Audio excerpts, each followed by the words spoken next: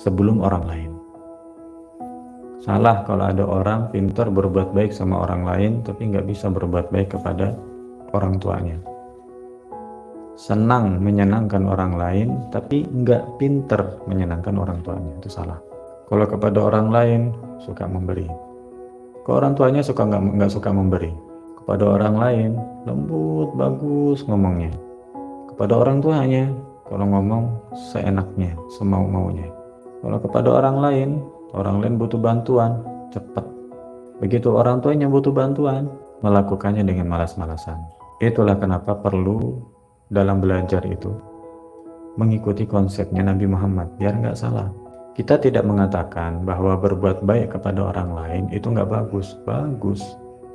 Tapi kalau berbuat baik kepada orang lain tanpa berbuat baik sama orang tua, itu keliru. Mendahulukan berbuat baik kepada orang lain tapi nggak bisa berbuat baik sama orang tua, itu fatal. Ikut konsepnya Nabi. Berbuat baik ke orang lain bagus, tapi berbuat baik ke orang tua itu yang diutamakan. Dan di antara kedua orang tua, ibu dan bapak, berbuat baik kepada ibu jauh lebih diutamakan. Bukan berarti tidak berbuat baik pada yang lain, tapi kepada ibu jauh lebih perlu. Ummuka, thumma ummuka, thumma ummuka, thumma abuka, kemudian ayahmu. Jadi ayah ada di nomor 2 sebelum orang lain. Gitu juga sama, jangan terkecoh. Senang bantu orang, sulit bantu ayahnya. Di situ ada indikasi hatinya nggak ikhlas. Kenapa demikian?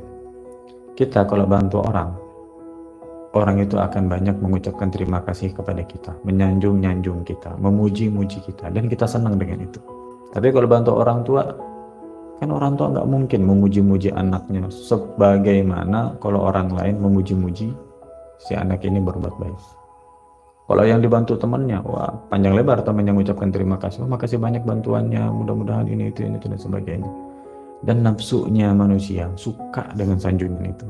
Sedangkan waktu dipuji, waktu berbuat baik kepada ibunya atau kepada ayahnya, nggak mungkin. Namanya orang tua, anaknya berbuat baik kepada si orang tua ini, masa si orang tua akan makasih banyak nak atas bantuannya ini tuh? Nggak perlu, udah kewajiban anak ini berbuat baik sama orang tua. Nah, karena nggak dapat pujian, nggak dapat sanjungan, nggak disebut-sebut sedemikian rupa, nafsunya nggak senang.